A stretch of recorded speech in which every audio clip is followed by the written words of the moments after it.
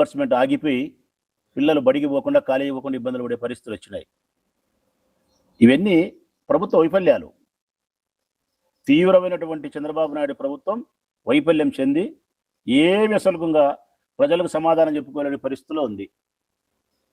పుండు మీద కారం చల్లినట్టు తుఫాన్ ప్రభావం, మొంతా తుఫాన్ దాదాపుగా 6-7 కోట్ల రూపాయలకు పైబడి 6-7 కోట్ల రూపాయల పంట నష్టం జరిగింది.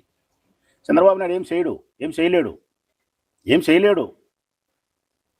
ఇక రైతులను ప్రజలను ఈ వైఫల్యాల నుంచి డైవర్ట్ చేసేదాని కోసం డైవర్షన్ పాలిటిక్స్. ఇటువంటి కష్టాలు, ఇటువంటి ఇబ్బందులు కలిగినప్పుడు ప్రతిసారి చంద్రబాబు నాయుడు ఆదినారాయణ రెడ్డి లాంటి వ్యక్తులను కొంతమందిని పెట్టుకున్నాడు. ట్రంప్ కార్డు లాగా వాళ్ళని గడ్డకు తీసేది.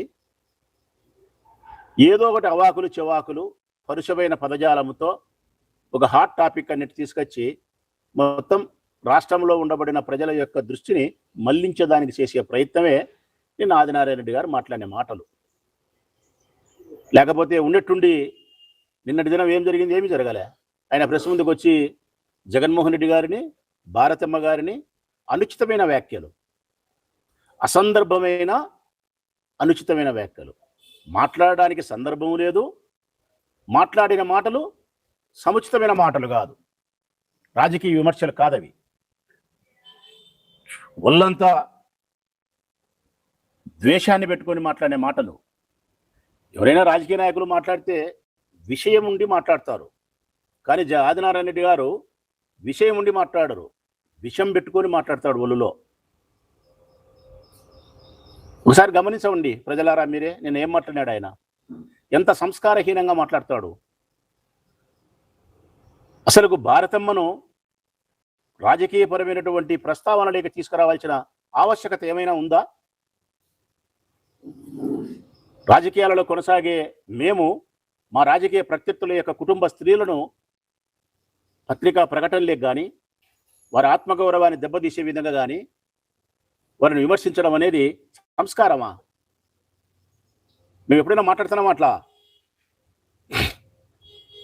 మేము ఎప్పుడు మాట్లాడడం అట్లా? అసలు రాజకీయాలకు భారతమ్మకు సంబంధమే లేదు. రాజశేఖర రెడ్డి ముఖ్యమంత్రిగా ఉన్న సందర్భంలో కూడా ముఖ్యమంత్రి గారి కోడలుగా భారతమ్మ గారు ఏ రోజు జోక్యం లేదు. బెంగళూరులోనే ఉన్నది. భారతమ్మ జగన్మోహన్ రెడ్డి గారు పుట్టుకతోనే లక్ష్మీపుత్రులు.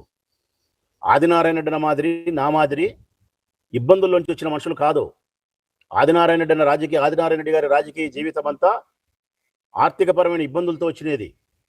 500 రూపాయలకు కూడా ఇబ్బందులు పడిన రోజులు ఉన్నాయి. వాళ్ళు రాజశేఖర రెడ్డి సహాయం చేస్తే నిలవని రాజకీయ కుటుంబం అది. వారు ఎమ్మెల్యేలు కాగలిగినారు అంటే, ఈరోజు ఈ స్థితిలో ఉన్నారంటే ఈ జిల్లాలో ఎవరిని అడిగినా చెప్తారు రాజశేఖర రెడ్డి పుణ్యమని. ఈరోజు మేము ఎమ్మెల్యేలు కాగలిగినామంటే జగన్మోహన్ రెడ్డి పుణ్యం. 100% చెప్తా. నేను ఎమ్మెల్యే కాగలిగినానంటే మొట్టమొదటి కారకుడు జగన్మోహన్ రెడ్డి గారు. నాకు కృతజ్ఞత ఉండాలి ఆయన పట్ల. ఆదినారాయణ రెడ్డి గారు ఎమ్మెల్యే కాగలిగినారు అంటే కదా రాజశేఖర రెడ్డి గారి పుణ్యం. అంత ఫ్యాక్షనిస్టులో, అంత ఫ్యాక్షనిజం ఉండే సందర్భంలో గుండ్లకుంట శివారెడ్డి గారి దెబ్బకు విపరీతంగా జిల్లా అంతా షేక్ అయ్యే పరిస్థితుల్లో మరి నిలబెట్టింది రాజశేఖర రెడ్డి. నెలసరి డబ్బులు ఇచ్చినాడు, వాళ్ళకి ఏం కావాలో జీపులు ఇచ్చినాడు, లైసెన్స్ తుపాకులు ఇచ్చినాడు, ఆత్మస్థైర్యాన్ని ఇచ్చినాడు. అట్లాంటి కుటుంబాన్ని పట్టుకొని కృతజ్ఞత లేకుండా మాట్లాడతాడు ఆదినారాయణ రెడ్డి గారు. మంచిది, మమ్మల్ని మాట్లాడు. భారతమ్మను మాట్లాడడం ఎందును? ఏటికి 400 కేజీలు బంగారు కొనాలి ఆమె? వాళ్ళ నాయన పెద్ద ఫేమస్, ఈ కడప జిల్లాలో కాదు రాయలసీమలోనే అత్యున్నతమైన పెద్ద డాక్టర్ ఈసీ గంగిరెడ్డి గారు. ధనవంతుడు ఆయన. పుట్టుకతోనే భారతమ్మ గారు పెద్ద డాక్టర్ కుమార్తె, తర్వాత ముఖ్యమంత్రి గారి కోడలు, తర్వాత ముఖ్యమంత్రి గారి భార్య, లక్ష్మీపుత్రిక. ఆమెకేందయ్యా డబ్బు? బంగారు 400 చీప్. ఇవన్నీ ఆదినారాయణ రెడ్డి ఇంకొకడు ఎల్లయ్య పుల్లయ్య చేసిన బంగారు బిస్కెట్లు కొనుక్కొని ఎత్తి పెట్టుకొని తులం మీద 10,000 వచ్చి 20,000 వచ్చి అమ్ముకొని ఏంటి ఎన్ని దరిద్రమైన మాటలు. ఆయన అన్నాడు కాబట్టి చెప్తానా నేను. ఎందుకయ్యా భారతమ్మకు బంగారు? భారతమ్మే నిలువెత్తు బంగారు. భారతమ్మ వ్యక్తిత్వమే నిలువెత్తు బంగారు. మళ్ళీ ఆయమ్మకి ఎందుకయ్యా బంగారు? నేను మనస్ఫూర్తిగా చెప్తానా, నిలువెత్తు బంగారు ఆ తల్లి. కారణం పూర్తి సంపూర్ణమైనటువంటి వ్యక్తిత్వం కలిగినటువంటి స్త్రీ. ఎక్కడే కానీ పుట్టినింటికి మెట్టినింటికి చిన్నపాటి చెడ్డ పేరు తీసుకురాకుండా గౌరవాన్ని, కీర్తి ప్రతిష్టలను తెచ్చే స్త్రీ ఆమె. విద్యావంతురాలామె, చాలా తెలివిపరురాలామె. భర్తకు, కుటుంబానికి అన్ని విషయాల్లో చేదోడు వాదోడుగా ఉండగలిగిన స్త్రీ ఆమె. అన్నిటికీ మించి ఆమె నిలువెత్తు బంగారం చెప్పడానికి కారణం, పులివిందలలో దాదాపు 10-15 సంవత్సరాలుగా ఆమె శ్రమతో, ఆమె తెలివితేటలతో, ఆమె ధనముతో 1000 మంది పిల్లలను అన్ని ఖర్చులు భరించి, భోజనము, బట్టలు, చదువు, ఫీజులు భరించి, సొంత కళాశాల వాళ్ళ గురువు పేరుతో పెట్టి, రాజశేఖర రెడ్డి గారి గురువు పేరుతో పెట్టి, వెంకటప్పయ్య గారు 1000 మంది పిల్లలు చదివిస్తుంది ఆమె. ఈ మధ్యకాలంలో మళ్ళీ విజేత అని ఒక స్కూల్ ప్రారంభించింది ఆమె. మానసిక వికలాంగులను ఆ స్కూల్లో అడ్మిషన్స్ ఇస్తారు, ఉచితం. అంటే ఇంతమంది పిల్లలను 10-15 సంవత్సరాలుగా సంపూర్ణంగా అన్ని సహకారాలు, డబ్బులు పెట్టి, ఖర్చులు పెట్టి సమాజంలో మంచి భవిష్యత్తులోకి తీసుకొచ్చే ప్రయత్నం చేస్తూ ఉండే ఆమె సేవా కార్యక్రమాలను అభినందించాల్సింది పోయి, ఆమె వ్యక్తిత్వాన్ని గొప్పగా మాట్లాడాల్సింది పోయి, 400 కేజీలు బంగారు ఉండేదని చెప్పి మాట్లాడడానికి నీకు నోరు ఎట్లొస్తుంది ఆదినారాయణ రెడ్డి? నీకు ఇప్పుడు చెప్తా ఉన్నా రాష్ట్ర ప్రజలకు, భారతమ్మకు బంగారే అవసరం లేదు, ఆమె వ్యక్తిత్వమే నిలువెత్తు బంగారం. మా అందరి హృదయాలలో, ఈ జిల్లా ప్రజల యొక్క హృదయాలలో, రాష్ట్ర ప్రజల యొక్క హృదయాలలో, ముఖ్యంగా కడప జిల్లా యొక్క ప్రజల హృదయాలలో భారతమ్మ యొక్క స్థానం నిలువెత్తు బంగారమే. ఆయన పట్టుకొని జగను, ఆమె కలిసి, భారతమ్మ గారు కలిసి వివేకానందుడిని హత్య చేసిన అంటావాను. అసలుకి నీకు కొంచెమన్నా నీకు మనస్సు కానీ, బుద్ధి కానీ, జ్ఞానం కానీ ఉందా ఆదినారాయణ రెడ్డి గారు? ఒక స్త్రీ హత్య చేసిందని నువ్వు మాట్లాడతావా? అది కూడా గౌరవప్రదమైనటువంటి స్థానంలో ఉండే ఒక స్త్రీని పట్టుకొని, మర్యాదస్తురాలైన కుటుంబం నుంచి వచ్చిన ఒక మహిళను పట్టుకొని వివేకానందుడిని హత్య చేసింది భార్యాభర్త అని చెప్పి నువ్వు మాట్లాడతావా? ఇది నోరా కాదా? అది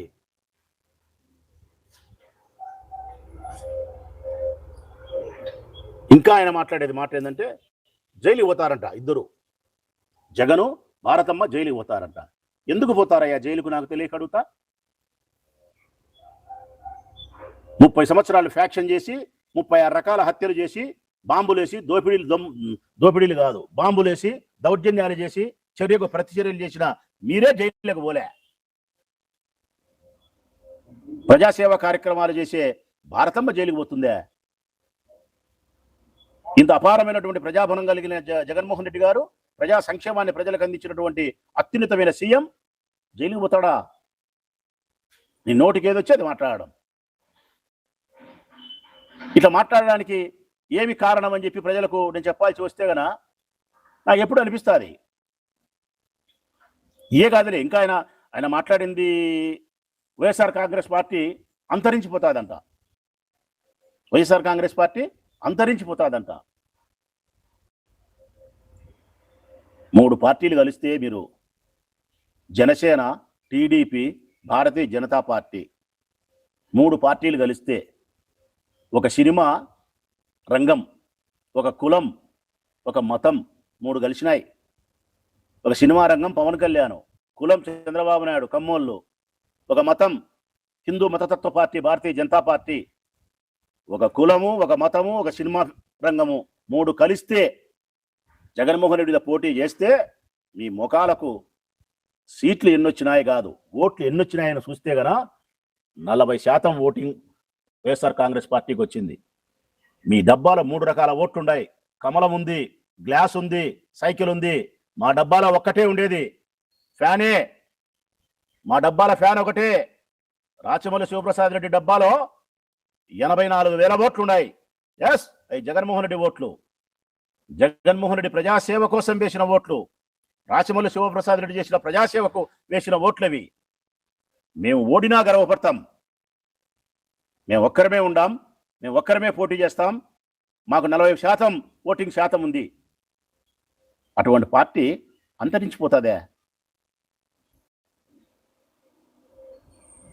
భారతీయ జనతా పార్టీకి నేరుగా ఈ రాష్ట్రంలో ఇప్పటి వరకు ఒక్క సీటు లేదు.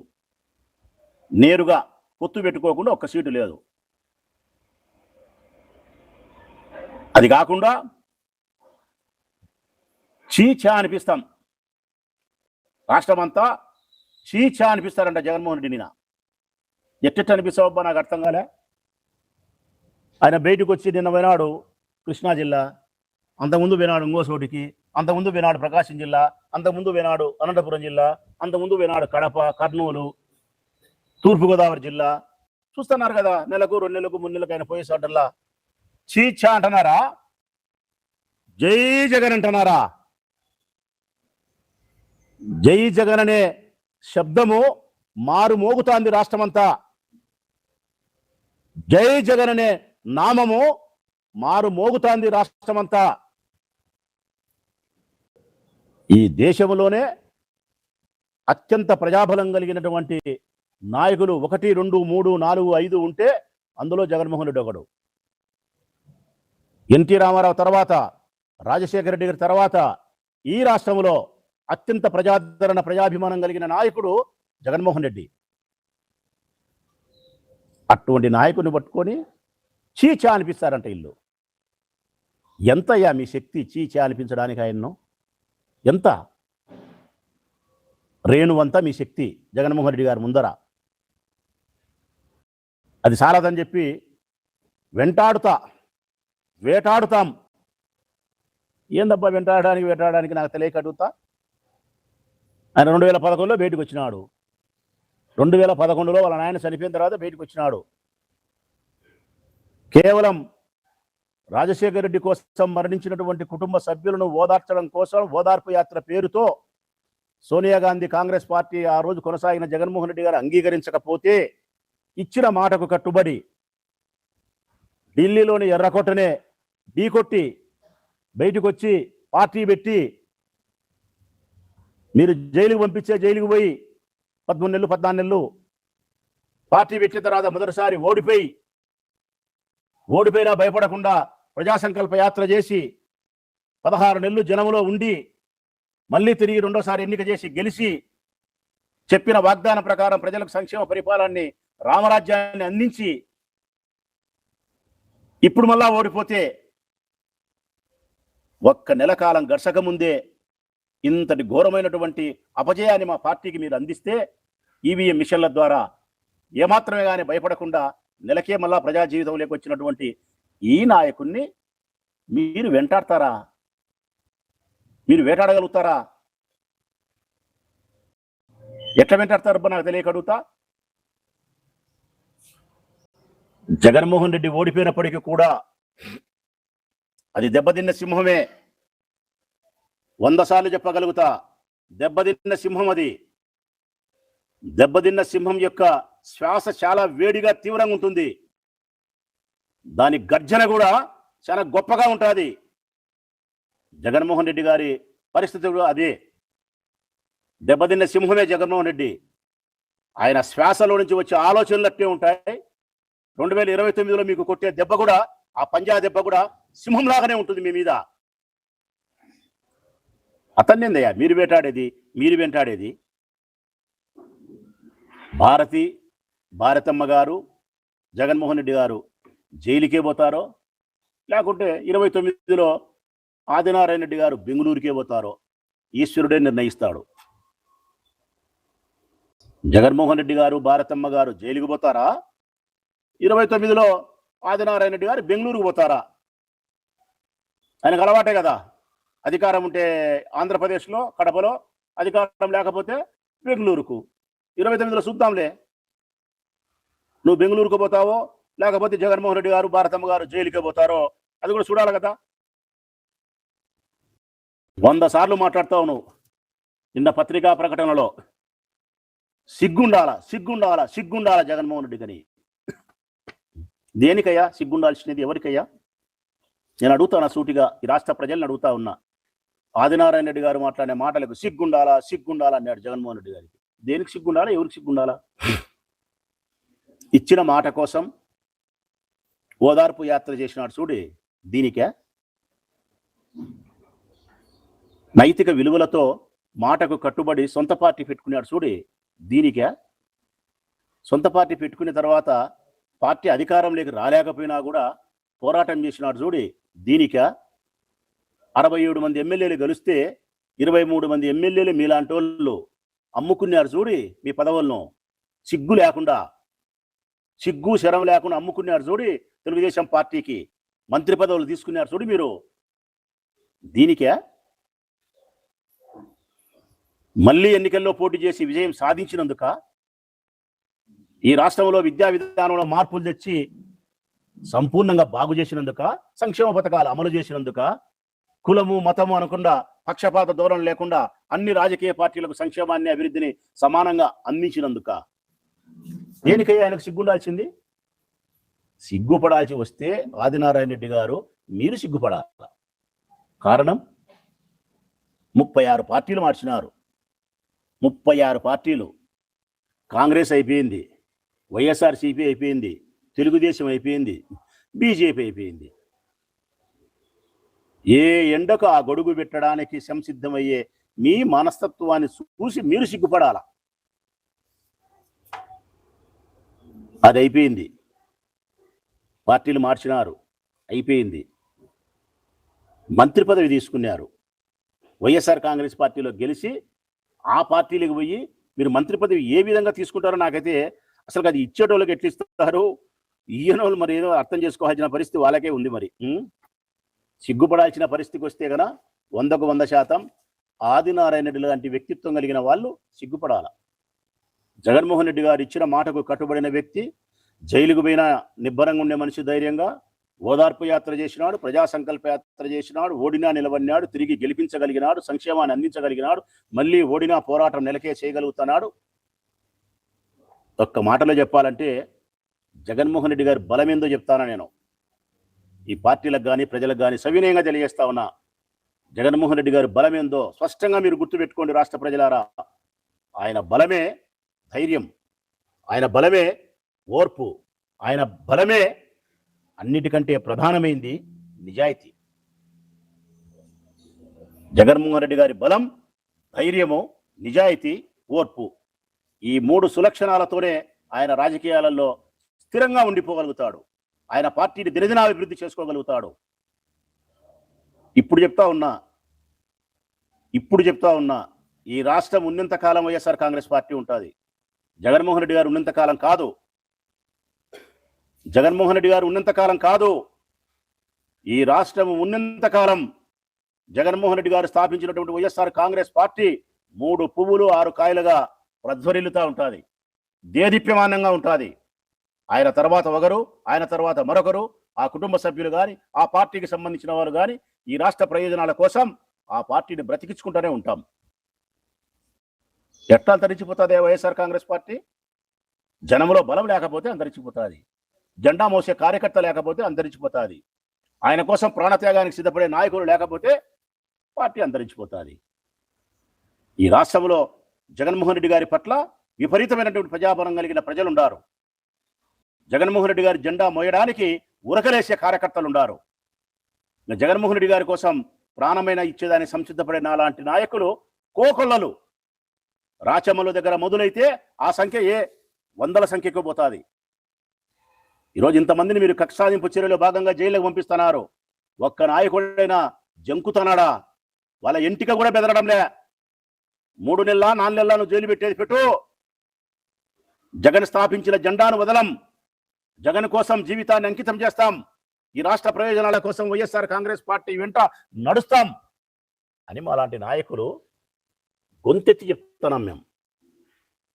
ఇంకా మాలాంటి నాయకులు ప్రాణత్యాగానికి సిద్ధం ఉన్నంత కాలం, జెండా మోసే కార్యకర్తలు లక్షల మంది ఉన్నంత కాలం, ఓటు వేసేదానికి కోట్ల మంది ప్రజలు సిద్ధంగా ఉన్నంత కాలం జగన్మోహన్ రెడ్డి పార్టీ అంతరించిపోతుందే.